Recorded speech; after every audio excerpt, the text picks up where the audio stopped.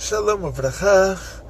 Nossa Parashá, Vayet Hanan, nos conta que Moshe Rabbeinu contou para o povo de Israel que ele rezou para Hashem, pediu, e ele está falando sobre reza.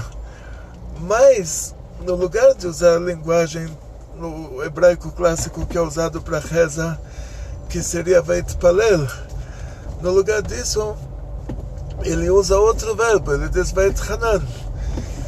Explica Rashi que esse verbo, ele quer dizer, quando uma pessoa ronen, é que ele está dando um presente de graça.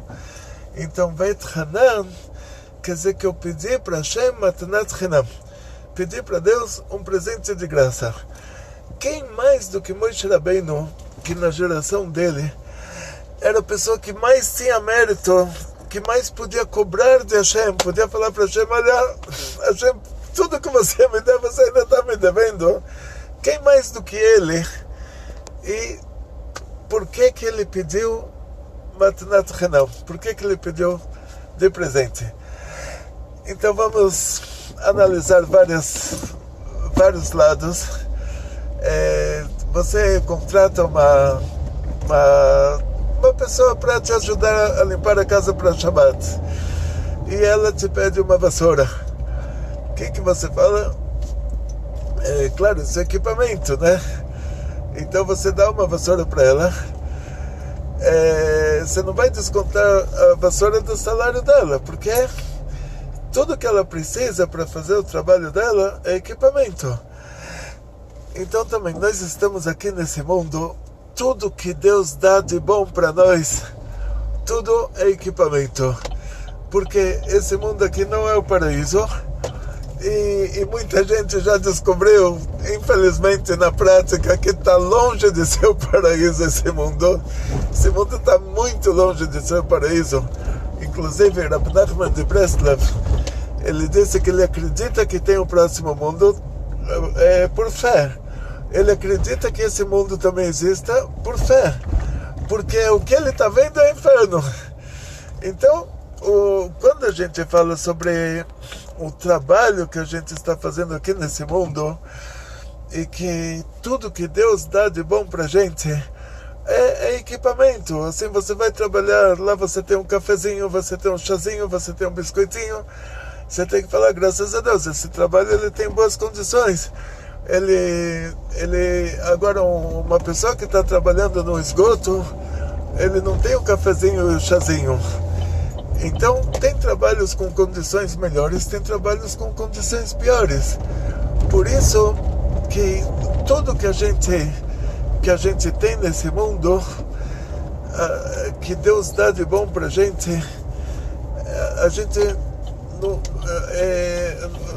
como se diz, nós somos como cegos que estamos sendo conduzidos. Ou seja, a gente sabe que a pessoa que está levando a gente está vendo o melhor caminho para nós, mesmo que a gente não está vendo. Então Deus deu o melhor equipamento que a gente precisa para fazer o nosso trabalho. Então uma pessoa, para o trabalho dele, tem menos equipamento, o outro tem mais equipamento. Rabi Yehuda Nassi precisava estudar a Torá com o imperador romano Antoninus, que se converteu ao judaísmo. Esse Antoninus diz o Arizal que ele era a reencarnação do Esav, ele era o tikkun do Esav, de um certo nível do Esav, né, que a gente sabe que todo concerto de alma, a alma tem vários níveis, e então, de um certo nível do Esav, Antoninus já era o tikkun, a retificação. E o Rabi Yehuda Nassi, para estudar com Antoninus, ele precisava ter um palácio, ele precisava ter um lugar, morar num lugar, ter um nível social que fosse adequado para o imperador frequentar a casa dele. E nós vemos Tanoim Vamorem, Rabbi Shimon Bar Yochai estudou numa caverna durante 13 anos. Ele só tinha de comida, ele tinha o Haruvim e uma fonte de água, e ele e o filho dele estudaram lá. Então, o equipamento que Rabbi Shimon Bar Yochai tinha era nada, e ele se tornou, por meio disso, ele falou para o Rabbi Pinchas Ben Yair, que era o genro dele, que o Rabi Pinchas Ben Yair falou, coitado de mim que eu estou te vendo dessa maneira, quando o Rabi Shimon Bar Yochai saiu da caverna, todo como uma pessoa que sai da caverna depois de 13 anos, quer dizer, a aparência que ele tinha naquela hora. Aí o Rabi Shimon Bar Yochai falou para ele, para o Rabi Pinchas Ben Yair, sorte sua que você está me vendo assim, porque se você não estivesse me vendo assim, você não encontraria em mim isso. O que era isso? Que quando antes da caverna, o Rabi Shimon Bar Yochai sabia menos do que o Rabi Pinchas Ben Yair. Quer dizer, você não escolhe a filha que vai te nascer, mas você pode escolher o genro. Você pode apresentar para ela alguém que sabe muita coisa. Então ele, graças a Deus, a filha era uma tzedakah também, mas quanto mais o genro, que ele com certeza apresentou para ela só meninos que sabiam muita coisa. E o Rabi Pinchas Ben Yair, cada pergunta que o Rabi Shimon Bar Yochai perguntava para ele dava várias respostas. Depois da caverna ficou o contrário. O Rabi Shimon Bar Yochai ficou muito mais sábio do que o Rabi Pinchas Ben Yair. E aí era o Rabi Pinchas Ben Yair que fazia as perguntas, e o Rabi Shimon Bar Yochai dava o dobro de respostas do que o Rabi Pinchas Ben Yair dava antes para ele. Quer dizer, eles inverteram, e o Rabi Shimon Bar Yochai ultrapassou ele de longe. Quer dizer assim, que cada pessoa, de acordo com o trabalho que ele tem nesse mundo, ele recebe o material dele, ele recebe o equipamento para fazer esse trabalho. Para uma pessoa é melhor ele ter muitas riquezas, para o outro essas muitas riquezas atrapalhariam ele a fazer o trabalho dele. Então a Hashem sabe para cada um quanto equipamento dá para ele. E quando a gente já quer mais do que estamos recebendo, aí é como uma criança que pede para o pai, ele pede de presente, ele pede de graça. Por quê? Porque o que a gente precisa para o nosso trabalho, a gente já tem. O que a gente vai receber pelo nosso trabalho, nós vamos receber no próximo mundo. Então, mesmo que você poderia falar para Hashem, olha,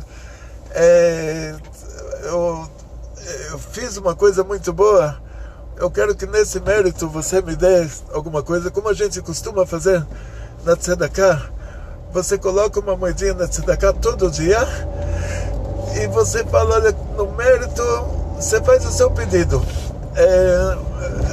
Na verdade, assim, o que a gente costuma falar Leshut Rabi Meir Balanés, no mérito do Rabi Meir Balanés, que ele pediu para dar uma moedinha, no mérito dele, dar uma moedinha para tzedakah, e aí pode fazer um pedido, e ele lá em cima, ele nos apoia para recebermos esse pedido. Mas você pode, quando a gente está na sinagoga, faz um Mishaberach, a gente promete dar uma tzedakah, e aí a gente fala, olha, no mérito dessa tzedakah, que Hashem abençoe o nosso ente querido, dê para essa alma uma subida lá no mundo de cima. Quer dizer, várias vezes no judaísmo nós citamos o nosso mérito. Então, quando você dá uma tzedakah no mérito de um ente querido falecido para que ele tenha uma subida maior no paraíso, quando você dá uma tzedakah, você faz para Hashem um pedido, então você está ligando essa tzedakah que você deu a esse pedido que você está fazendo. Mesmo assim, o nível mais alto é você pedir de presente. Diz o Zohar, diz o Arizal, desculpa, que Moshe Rabbeinu, o Arizal muitas vezes, porque eu já automaticamente eu posso falar que diz o Zohar, porque muitas vezes o que eu vejo no Arizal, eu vejo no Zohar depois a mesma coisa, e o Arizal veio bem depois, veio 1500 anos depois do Zohar. Então a gente vê que o Arizal, ele é o Shulchan Aruch da Kabbalah. O Zohar é a Mishnah da Kabbalah, e o Arizal é o Shulchan Aruch, quer dizer, ele pega do Zohar, mas ele coloca já na ordem certa as coisas. É como o Shulchan Aruch, como uma mesa posta, cada prato no lugar, cada garfo no lugar, cada comida no lugar. Então, o Arizal, ele diz que o Evel, o Abel do paraíso, ele se reencarna, ele se torna o Noach da Arca de Noé. E o Noach, ele não rezou pela geração dele, ele achava que estava justificado tudo que todo mundo estava sofrendo lá, tudo isso que ia ter dilúvio, todo mundo ia morrer, estava justificado. Deus quer assim, você é melhor do que Deus. Se Deus decidiu dessa maneira, você vai decidir diferente.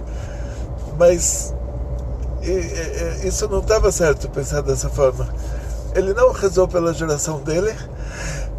Mesmo assim, no mérito dele, o dilúvio foi prorrogado por 120 anos. E então diz o Arizal que depois aquele Hevel que ele virou Noach, depois ele se reencarna como Moshe Rabbeinu. Então os 120 anos que o Noé construiu a Arca de Noé, que no mérito disso, aqueles 120 anos não teve dilúvio, foram os 120 anos da vida de Moshe, que na hora que ele foi colocado no rio Nilus, parou o decreto de toda criança que nasceu, os egípcios jogavam na água. O Moshe Rabbeinu, os 120 anos de vida dele, foi no mérito dele que teve Geulah, teve a saída do Egito, o povo de Israel recebeu a Torá no Monte Sinai. E Moshe Rabbeinu, a característica principal dele é que ele sempre rezava pelo povo, que isso era retificação do erro que Noach fez, do erro do Noé, da Arca de Noé, de não ter rezado pelas pessoas da época dele. Por mais que ele achava que o dilúvio é o mínimo que tem que acontecer para aquelas pessoas ruins, mesmo assim, o certo é você rezar para a pessoa fazer tshuva, você rezar, pedir para Deus iluminar essa pessoa para que ela se conscientize de que o que ela está fazendo está errado, e não, Deus me livre, deixar acontecer. Você sabe que a pessoa está se comportando errado, você sabe que o final vai ser trágico, reza, pede para Deus para ajudar essa pessoa. Não, Deus me livre, deixar que ele tenha um final trágico porque ele merece. Então Moshe Rabbeinu, ele retificou o que o Noach não fez, que o Noach não rezou pela geração dele. Moshe Rabbeinu o tempo todo estava rezando pelo povo de Israel, até o ponto que diz o Arizal que ele usou a mesma linguagem quando ele falou para Hashem: se você não desculpar o povo, é uma linguagem que é usada no dilúvio, que o dilúvio é uma linguagem, é um apagar, mas um apagar de amassar, assim, como você amassa uma banana com garfo. O mechenena mesifrecha, quer dizer, da mesma maneira que no Mabul está escrito que o dilúvio, ele apagou todas essas pessoas que viviam naquela época, mas ele usa essa linguagem de apagar, o mechene, o limchok. Então Moshe Rabbeinu usou a mesma palavra, que falou para Hashem: olha, me apaga do seu livro, me apaga da Torá, do seu livro que você escreveu. Então o que acontece aqui é que Moshe Rabbeinu, ele usa esse termo Vaitchanan, que ele pede para Hashem dar para ele tudo de presente, Matanat Chinam, porque isso é o que está por trás esse é o segredo da Tefilá. O segredo da Tefilá é que Deus é a essência do bem, e a natureza de quem é bom é fazer o bem. E cada coisa que você faz, cada coisa que você fala, cada coisa que você faz aqui nesse mundo é levada em conta. Diferente da mitologia que deu origem ao cristianismo, que lá a pessoa pode pedir, o Deus é indiferente, o Deus não está nem aí com o simples mortal, aí o Deus presta, a pessoa não presta, o Deus está em cima, a pessoa está embaixo. Aí no cristianismo, que foi a continuação da mitologia, tem a mesma característica. Você vai rezar para quê? Tipo assim,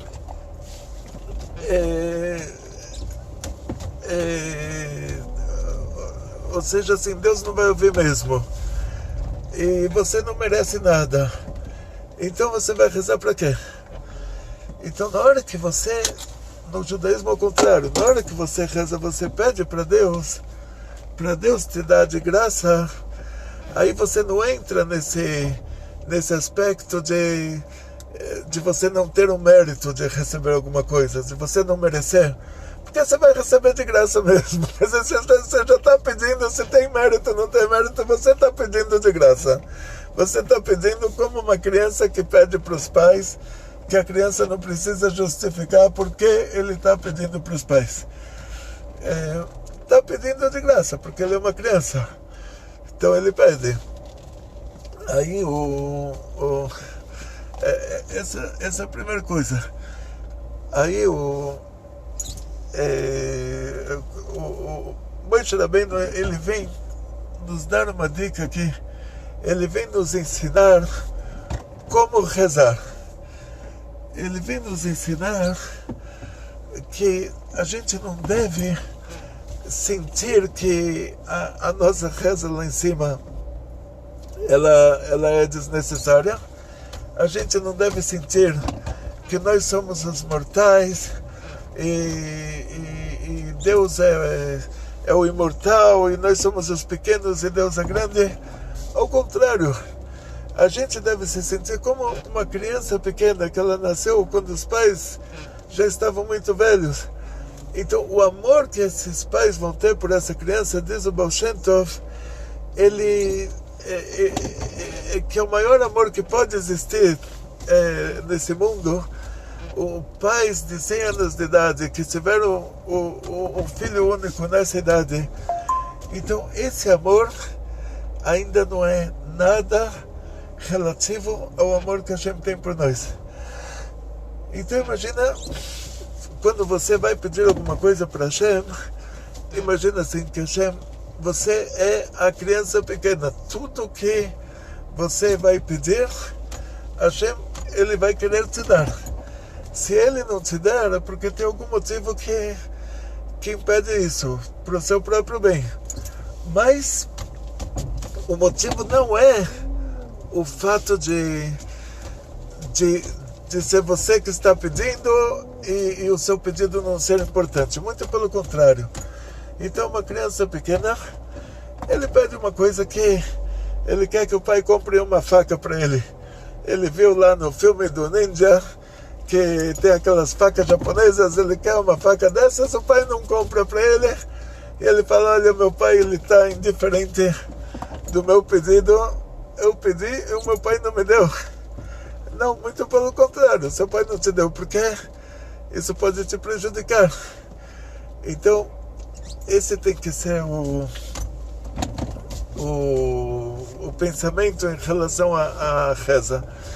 Quer dizer, na hora que você vai rezar, você sabe que Hashem te ama.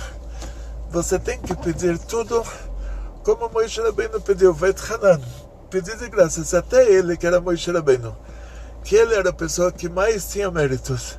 Quando ele pediu alguma coisa, ele pediu para Hashem dar para ele de presente, quanto mais nós. Então a gente tem que pedir para Hashem de presente, saber que Hashem está querendo ouvir a gente. Não é só que ele faz o favor e ouve a gente.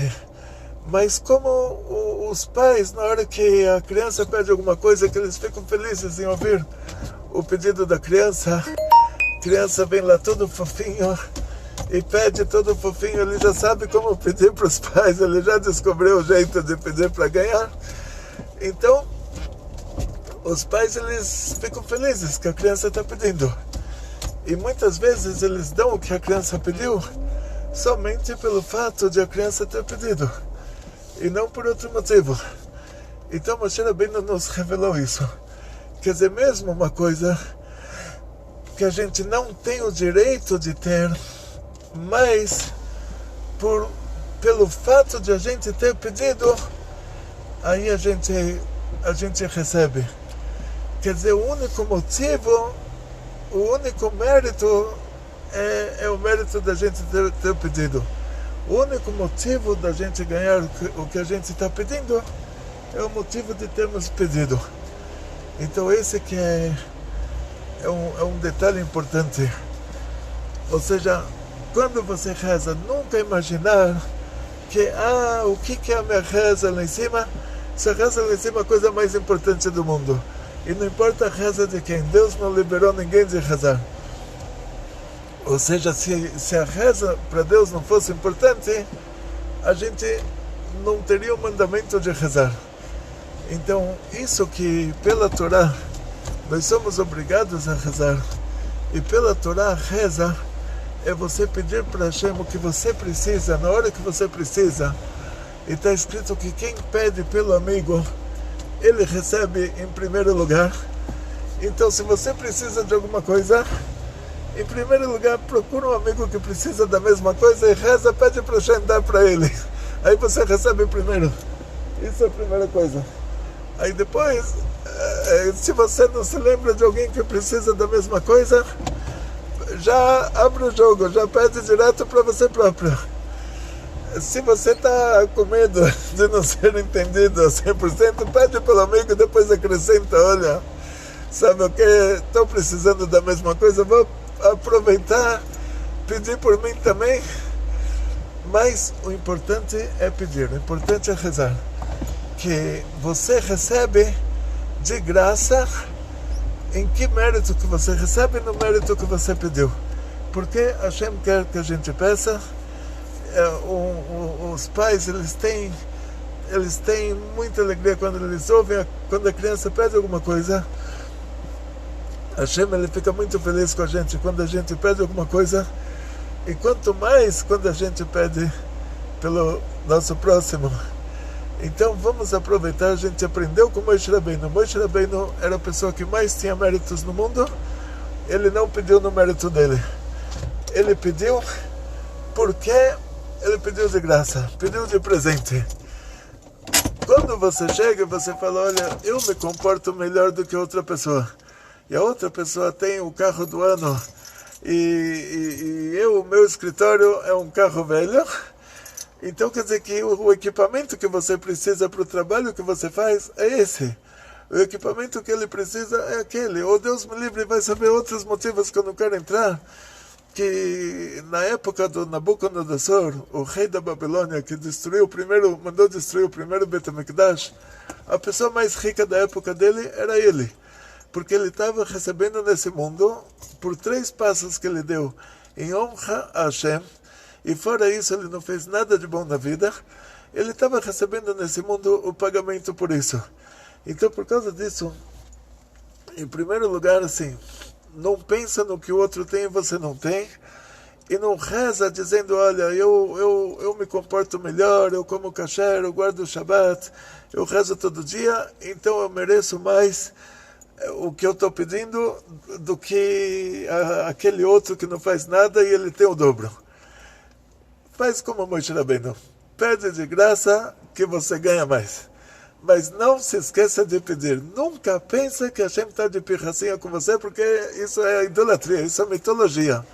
Nunca pense que Hashem está indiferente de você, porque isso também é idolatria. Eles são, a gente diz, Elohim Acharim, outros deuses. Quer dizer que eles, na hora que você pede, aí eles já são outros. Eles não são alguém do seu time, eles são, já caem fora, tipo, já ficam de fora. Então, nosso Deus é um Deus presente, é um Deus que interage com a gente o tempo todo, e que Ele tem a maior alegria quando você reza, quando você pede alguma coisa. Então vamos aproveitar, vamos rezar, vamos pedir, E agora, principalmente nessa época do Tisha B'Av, que é a época da destruição do Beit HaMikdash, quinta-feira vai ser o dia de Tisha B'Av, e nas leis de Shabbat, uma das proibições de Shabbat, todas as proibições, elas são construtivas. É proibido fazer no Shabbat. E destruir não é construir.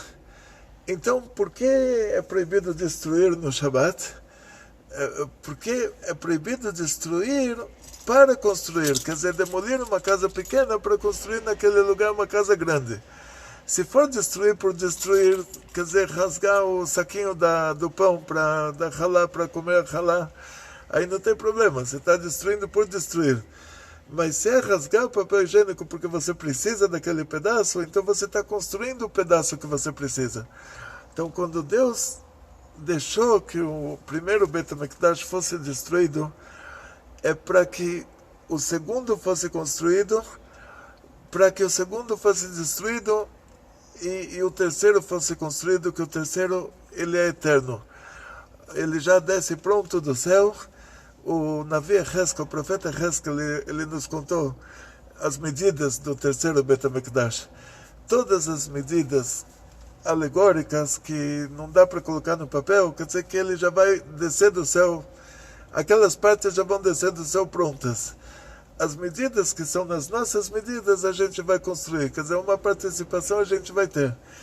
Então, em primeiro lugar, vamos rezar para que imediatamente já tenha o terceiro Beit HaMikdash, já tenha Geulah no lugar de Tisha B'Av, tenha já o dia da Geulah, e vamos rezar por todas as pessoas que nós conhecemos, para que Hashem ilumine todos, dê para todos muito sucesso, muita saúde, muito dinheiro e muitas felicidades. E afinal das contas, vamos rezar por nós próprios. Que vocês tenham muito sucesso, muita saúde, muito dinheiro, muitas felicidades, Shalom Bait, Simcha, muita harmonia familiar, muita alegria, muito Nachat Yehudei Amitim Mikol HaMishpacha, muito orgulho das crianças, muito Nachas. Atzluche, Gesinnt, Panusse, Naches, Asach, Simcha, Asach, Gesinnt, Asach, Geld, Shalom Bait, alle gute Sachen. Kol